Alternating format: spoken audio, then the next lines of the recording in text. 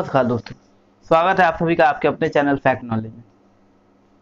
दोस्तों, हाजिर हूं आपके सामने एक बार फिर से सीटेट के प्रीवियस ईयर के पेपर 2014 का जो पेपर है उसके कुछ क्वेश्चंस लेके।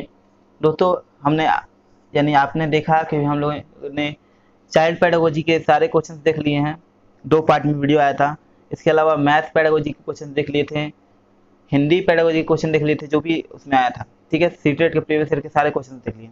अब हम लोग का लास्ट बच जा रहा था ईवीएस का क्वेश्चन। ठीक है, तो ईवीएस के क्वेश्चन हम लोग देखेंगे। ईवीएस के क्वेश्चन को मैं क्या कर रहा हूं कि 2 पार्ट में कर दूंगा, यानी कि एक ईवीएस का जैसे आपको पता है कि हर सब्जेक्ट में एक तो कंटेंट आता है, यानी कि कंटेंट के क्वेश्चन आएंगे, और एक जो है आपको पेडागोजी के क्वेश्चन आएंगे, पेडागोजी सेक्शन रहते हैं। तो 15 जो पेडागोजी सेक्शन के क्वेश्चन है उसको मैं अलग बना कराऊंगा, और जो कंटेंट वाले क्वेश्चन है वो अलग कराऊंगा, नहीं तो वीडियो थोड़ी ज़्यादा लंबी हो सकती है। ठीक है, इसलिए मैं 2 पार्ट में करूंगा ताकि वीडियो छोटी छोटी बने और आपको आसानी से मैं डिस्क्राइब करके समझा भी पाऊँ। इससे क्या होगा कि आपको अच्छे से समझने में मदद मिलेगी, वरना मैं समझाऊंगा वीडियो लंबी हो जाएगी तो आपके लिए भी थोड़ा सा उबाऊ और बोरियत वाला हो जाएगा और आपको देखने में परेशानी होगी। इसलिए मैं कोशिश करूँगा वीडियो शॉर्ट करने के लिए, और इसलिए मैं 2 पार्ट में करूँगा। देर न करते वीडियो को शुरू करते हैं। ये है हमारा 2014 के पेपर का ईवीएस सेक्शन का प्रश्न है हमारा। ईवीएस सेक्शन में आपको 2 तरह के प्रश्न आते हैं, पेडागोजी और कंटेंट का क्वेश्चन, यानी एनसीईआरटी बेस्ड क्वेश्चन। तो एनसीईआरटी बेस्ड क्वेश्चन हम लोग पहले कर ले रहे हैं, बाद में हम लोग जो है ईवीएस पेडागोजी के क्वेश्चन देखेंगे। तो चलिए देर न करते वीडियो को शुरू करते हैं। यहाँ पहला प्रश्न है कि कांसा जो है ब्रॉन्ज वो 2 धातुओं का मिश्रण है, ये 2 धातुएं कौन सी हैं? ठीक है, ऑप्शन है तांबा और जिंक, ऑप्शन बी है तांबा और टीन, ऑप्शन सी तांबा और लोहा यानी आयरन, ऑप्शन डी है एल्युमिनियम और टीन। इसका आंसर हो जाएगा, ठीक है, ऑप्शन नंबर बी यानी तांबा और टीन, ये इसका आंसर हो जाएगा। ब्रॉन्ज जो है तांबा और टीन का मिश्रण है। ठीक है, ये मिश्र धातुओं से एक क्वेश्चन आते हैं, एक चैप्टर भी है मिश्र धातु। ये आपको बता दे रहा हूँ कि ईवीएस को जो थीम है, 6 थीम है। ठीक है, जिसमें से एक थीम है things we make and do. इससे ये प्रश्न है, things we make and do जो थीम है उस पर बेस्ड है। इसमें आपको हम लोग क्या बना सकते हैं इन सब चीज़ों में। उसमें मिश्र धातु जब या मिश्रण जब आप पढ़ोगे तो मिश्रण में ही आपको तांबा और टीन के मिश्रण से जो है कांसा बनेगा, ये चीज़ें आपको पढ़ने को मिलेंगी। ठीक है, वैसे मैं आपको ईवीएस का जो है पेडागोजी कराऊंगा, उसमें आपको पूरा डिटेल से बताऊंगा। अगला प्रश्न है, निम्नलिखित समूहों में से उस समूह को चुनिए जिसमें खाना पकाने के तरीके जो है यानी ढंग दिया गया है। यानी कि समूह है उसमें से जो खाना पकाने का तरीका है वो आपको चुनना है। ठीक है, अब ऑप्शन है उबालकर, गूंथकर और भूनकर, ऑप्शन बी है सेक कर, उबालकर और बेलकर, ऑप्शन सी है तलकर, भिगोकर और भूनकर, ऑप्शन डी है सेक कर, तलकर, भूनकर। आप कहोगे कि ये क्या क्वेश्चन है, तलकर, भूनकर, तलकर, भूनकर, सेक कर, एक ऐसे प्रश्न ये बच्चों वाले प्रश्न बनते हैं। आपको लगेगा ये बच्चे वाले प्रश्न है, बिल्कुल ये बच्चों वाले ही प्रश्न हैं, और आपको यही प्रश्न सॉल्व करके आपको टीचर बन सकते हो आप। कोई ज़्यादा मुश्किल काम नहीं है, ये एकदम क्वेश्चन बिल्कुल हल्का क्वेश्चन है। ठीक है, आपको ईवीएस का एनसीईआरटी समरी भी जल्दी ही करा दिया जाएगा, जिससे कि आपको मदद मिलेगी। एक बार आपने एनसीईआरटी समरी देख लिया तो उसके बाद से आपको आप आराम से प्रैक्टिस सेट लगाओ, आपके क्वेश्चन सही होने शुरू हो जाएंगे। ठीक है, क्वेश्चन मान लीजिए आपको ईवीएस में गलत हो रहे हैं तो आपको क्वेश्चन सही होने शुरू हो जाएंगे। तो यहाँ पे इसका आंसर हो जाएगा ऑप्शन नंबर डी, यानी कि सेक कर और तलकर और भूनकर।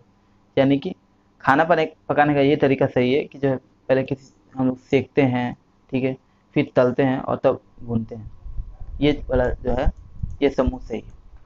ऑप्शन नंबर क्वेश्चन नंबर 63 हम लोग देख लेते हैं कि माउंट एवरेस्ट के बारे में जो कथन है, जो सही कथन है उसको चुनना है। ठीक है, अब यहाँ पे ऑप्शन देख लेते हैं। यह जम्मू और कश्मीर का भाग है और इसकी जो है चोटी की ऊंचाई 8,900 मीटर है। यह क्या, आप एनसीईआरटी पढ़ोगे तो आपको पता होगा। एनसीईआरटी की बुक्स मैंने बोला था कि आपको 3 से 5 तक एनसीईआरटी देखना जरूरी है ईवीएस का। इसके अलावा मैं एनसीईआरटी समरी भी करा दूंगा, ठीक है, शॉर्ट में। ठीक है, तो ऑप्शन नंबर बी देख लेते हैं। यह नेपाल का भाग है और इसकी चोटी की ऊंचाई जो है 8,900 मीटर है। ऑप्शन नंबर सी है, यह भारत का भाग है और इसकी चोटी की ऊंचाई 9,850 मीटर है। ऑप्शन नंबर डी है हमारा कि यह तिब्बत का भाग है और इसकी चोटी की ऊंचाई 9,850 मीटर है। तो यहाँ पे इसका आंसर हो जाएगा ऑप्शन नंबर बी, यानी कि यह जो है नेपाल का भाग है और इसकी चोटी की ऊंचाई जो है वो 8,900 मीटर है। माउंट एवरेस्ट के बारे में बोल रहा है। बहुत से लोगों को तो अभी पता चला होगा, बहुत से लोगों को पता ही नहीं होगा कि माउंट एवरेस्ट जो है नेपाल का भाग है। जी हाँ, माउंट एवरेस्ट जो है, एवरेस्ट की चोटी हमारे यहाँ नहीं पड़ती, नेपाल में पड़ती है। इंडिया का सबसे ऊंचा जो है चोटी जो है कंचनजंगा कहा जाता है। ये जो है हम इंडिया का भाग है, लेकिन जो नेपाल है नेपाल में एवरेस्ट की चोटी पड़ती है। इसकी ऊंचाई वैसे तो 8,880 मीटर है, लेकिन जो है अभी 8,900 मीटर बोला है, क्योंकि हर समय थोड़ा थोड़ा सा बढ़ते रहता है। ठीक है, इसकी ऊंचाई जो है बढ़ती रहती है। अब हम लोग अगले प्रश्न में बढ़ते हैं।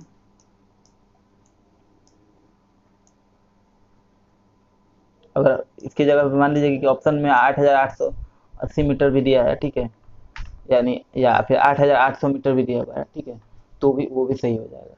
या फिर 8,000 मीटर, ऑप्शन में अगर 8,000 मीटर भी दिया हुआ है, ठीक है ना, वो भी सही हो जाता है।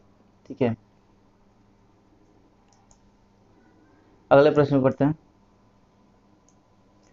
रेगिस्तानी ओक का पेड़, रेगिस्तानी ओक एक पेड़ का नाम है जिसकी जड़ें उस गहराई तक जमीन में भीतर तक जाती हैं जब तक कि पानी तक न पहुंच जाए।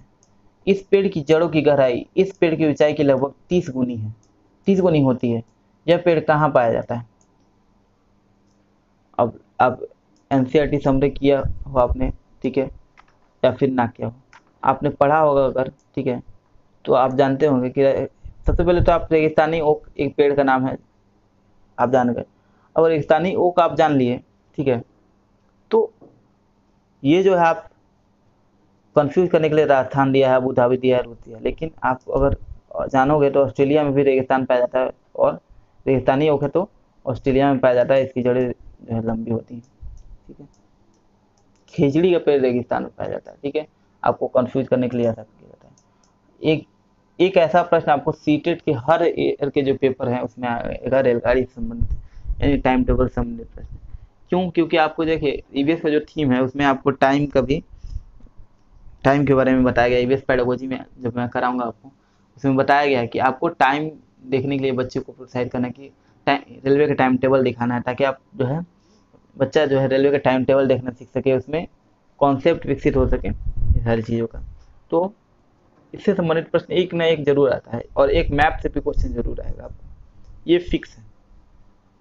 तो मैप पहले भी आपको मैप कैसे देखना है, मैप कैसे याद करना है, ये भी मैं आपको जरूर करा दूंगा। ठीक है, कुछ छूटेगा नहीं, एग्जाम से पहले मैं आपको सब चीज़ करा दूंगा। ठीक है, बस आप लोग साथ दो, आप लोग वीडियो को शेयर करो, वीडियो को लाइक करके मुझे बताओ कि वीडियो पसंद आ रहा है, और कमेंट करके बताओ कि आपको चाहिए, तभी मैं आपको कराऊंगा। ठीक है, तो अगला प्रश्न है हमारा, कोई रेलगाड़ी गांधीधाम से 16 जुलाई 2014 को प्रातः 5:15 यानी 5:15 पे स्टेशन छोड़कर 18 जुलाई 2014 को प्रातः 4:45 बजे नागरकोइल स्टेशन पर पहुंचती है। यह रेलगाड़ी द्वारा चली गई दूरी 2649 किलोमीटर है। इस रेलगाड़ी की औसत चाल किलोमीटर घंटा में लगभग है। अब इसका जो है आंसर आप देख लेंगे, इसका आंसर हो जाएगा बी, यानी कि जो है ऑप्शन नंबर 2 जो है 56 किलोमीटर पर आवर, ये स्पीड हो जाएगा। आप जब इसको सॉल्व करोगे, खुद से भी सॉल्व करके आप चाहो तो यहाँ पे मैं कर देता हूँ, आप स्क्रीनशॉट ले लो। ठीक है, इसके अलावा मैं आपको इसकी पीडीएफ टेलीग्राम में शेयर कर दूंगा, वहाँ से भी देख सकते हैं।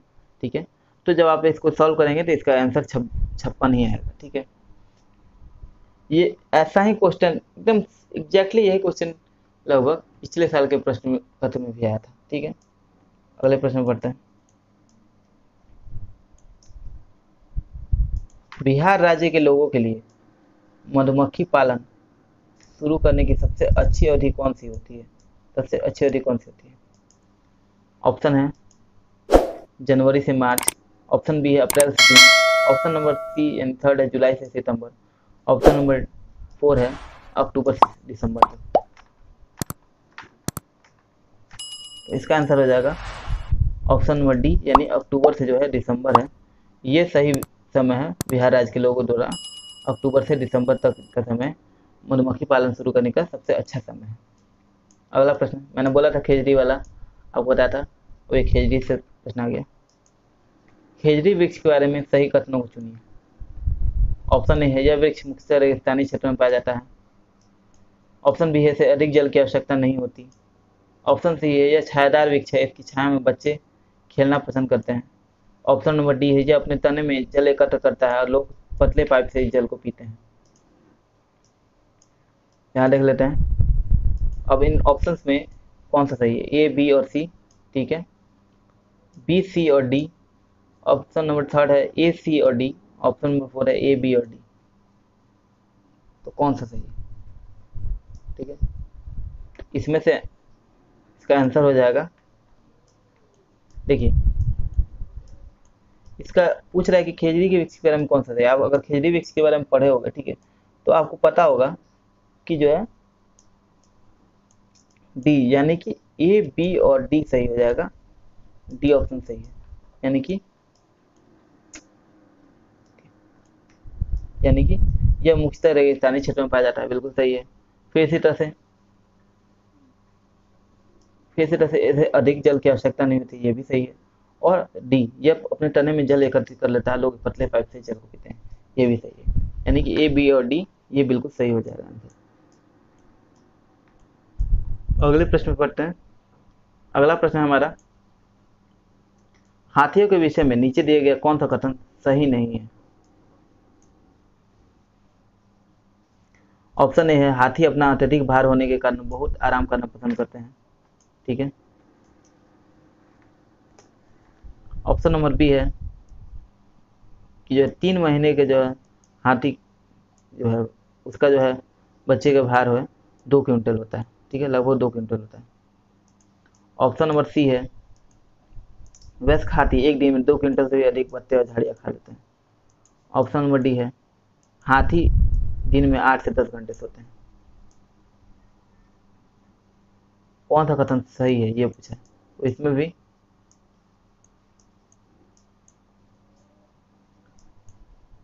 कौन सा कथन सही है, तो इसका आंसर हो जाएगा ऑप्शन नंबर बी, यानी कि हाथी का जो बच्चा है उसका 3 महीने का हाथी का बच्चा है उसका भार लगभग 2 क्विंटल का होता है, ठीक है। अगले प्रश्न में पढ़ेंगे।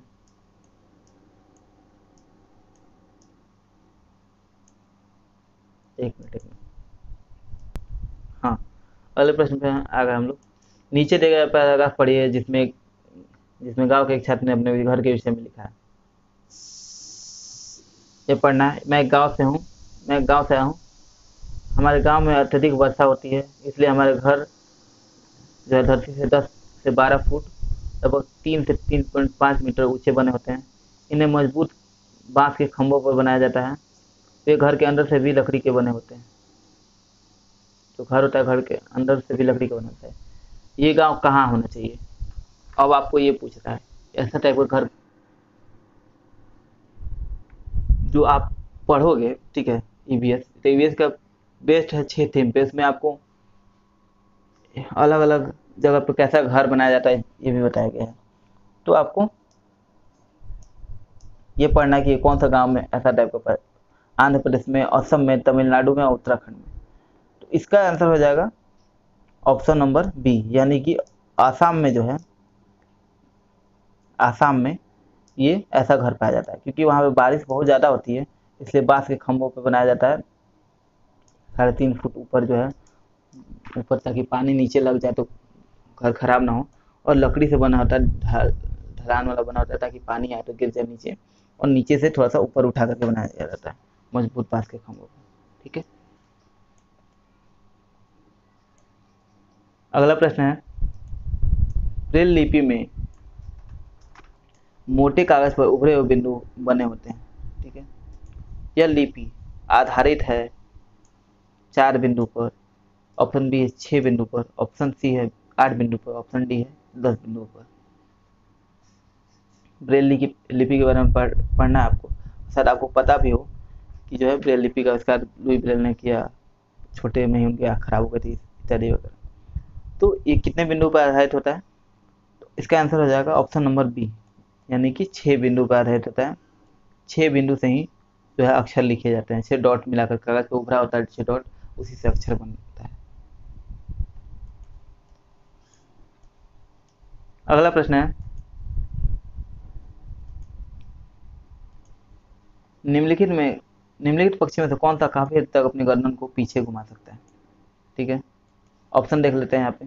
ऑप्शन है ए मैना, बी उल्लू, सी है कौवा और ऑप्शन डी है कोयल। इसका आंसर हो जाएगा ऑप्शन नंबर बी उल्लू, यानी कि ये जो है उल्लू, वो अपना सर, आप उल्लू के बारे में पढ़ेंगे तो वो अपन जो है सर पीछे घुमा सकता है, इनफैक्ट 360 डिग्री तक घुमा सकता है। ठीक है, हमारे देश के नीचे दिए गए किस भाग में खाने की चीज जैसे टैपिको और नारियल के लोग अपने घर के आंगन में ही उगाते हैं और उन्हें इनसे बने खाने का स्वाद बहुत अच्छा लगता है? कौन से भाग में बोल रहा है कि नारियल अपने घर में ही आंगन में ही उगाते हैं? ठीक, अब आपको अगर आप मूवीज वगैरह देखते होंगे तो आपको, वैसे आपको पता ना भी हो फिर भी आपको पता तो इतना चलने गया होगा कि ये साउथ से ही होगा। क्यों क्यों साउथ से होगा? कि साउथ में लोग नारियल बहुत ज़्यादा, वहाँ पे नारियल पानी वगैरह पीते हैं, बीचेज वगैरह ज़्यादा हैं, तो वहाँ नारियल वगैरह ज़्यादा अच्छे से होता है। ठीक है, तो आंध्र प्रदेश, असम, गोवा और केरल। ठीक है, ये पूछ रहा है इसमें से कौन सा है? इसका आंसर हो जाएगा केरल, क्योंकि केरल जो है ऑप्शन नंबर डी, ये हो जाएगा इसका आंसर केरल। क्यों? क्योंकि केरल जो है, केरल में आपको जो है नारियल से बनी चीज़ें, नारियल के तेल में ही फ्राई किया हुआ चीज़ें खाते हैं लोग। ठीक है, और वहाँ लोग घर में आंगन में नारियल की खेती होती है, तो घर में ही लोग उगाते हैं, इससे बने खाने का स्वाद लेने उनको अच्छा लगता है। 73 नंबर है हमारा क्वेश्चन। कोई डॉक्टर एक मरीज को खाने के लिए कुछ दवाइयाँ लिखता है और साथ ही गुड़, आंवला और हरी पत्तेदार सब्जियाँ जरूर खाने का सुझाव देता है। यह मरीज किस रोग से पीड़ित होना चाहिए? ऐसे प्रश्न भी बन जाते हैं, क्योंकि आपको जो है फूड वगैरह जो है, फूड एक थीम है ईवीएस में, आपको उसमें पढ़ना है कि फूड किस तरह का होना चाहिए, कैसा होना चाहिए। इवन कि जो है कोई बीमार है, किस किस बीमारी में कैसा टाइप का फूड होता है, कौन से विटामिन वगैरह, ये सारी चीज़ें पढ़ना है। तो ऑप्शन है यहाँ पे बुखार, ऑप्शन बी है मियादी बुखार, ऑप्शन सी है मलेरिया, ऑप्शन डी है अनेमिया। तो इसका आंसर हो जाएगा ऑप्शन नंबर डी, यानी अनेमिया। क्यों? क्योंकि कोई डॉक्टर मान लीजिए मरीज को लिखता है गुड़, आंवला, हरी पत्तेदार सब्जियाँ, तो एनीमिया होता है, उसमें खून की कमी हो जाती है, और गुड़ होता है, आंवला होता है, हरी पत्तेदार सब्जियाँ, इसमें आयरन होते हैं। तो आयरन यानी कि जो लौह तत्व होते हैं वो आपको जो है खून को बढ़ाने में मदद करता है। तो दवा तो लिखता है, इसके साथ ही अनीमिया का मरीज जो है वो हरी पत्तेदार सब्जियां, आंवला और गुड़ जो है उनका सेवन करना चाहिए। अगला प्रश्न है, अगला प्रश्न पढ़ रहा है। अगला प्रश्न है, कुछ पक्षी हमारी तुलना में 4 गुना अधिक दूरी तक देख सकते हैं। ये पक्षी हैं, ऑप्शन है हमारा कौवा, चील, बुलबुल, ऑप्शन बी है बाज, कबूतर, तोता, ऑप्शन सी है चील, बाज और गिद्ध, ऑप्शन डी है फाख्ता, कौवा और मोर। आंसर हो जाएगा इसका ऑप्शन नंबर सी, यानी चील, बाज और गिद्ध। ये जो है हम लोग से 4 गुना ज़्यादा इनका जो है नज़र होता है।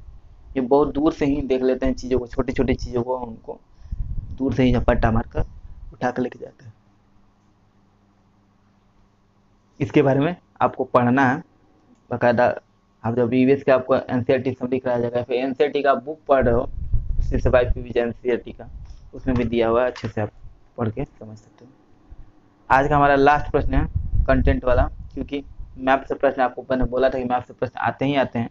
ठीक है, और मैप से अलग अलग तरह के प्रश्न आते हैं। मैप में ये राज्य कहाँ है, या फिर इस राज्य से हम लोग इस राज्य में जाएंगे तो किस दिशा में जाएंगे, ऐसे टाइप के प्रश्न आते हैं। ठीक है, अब इसके बाद से अगला 76 से हम लोग का पैडागोजी सेक्शन का शुरू होता है, इसको हम लोग अगले वीडियो में देखेंगे। फिलहाल ये प्रश्न देख लेते हैं।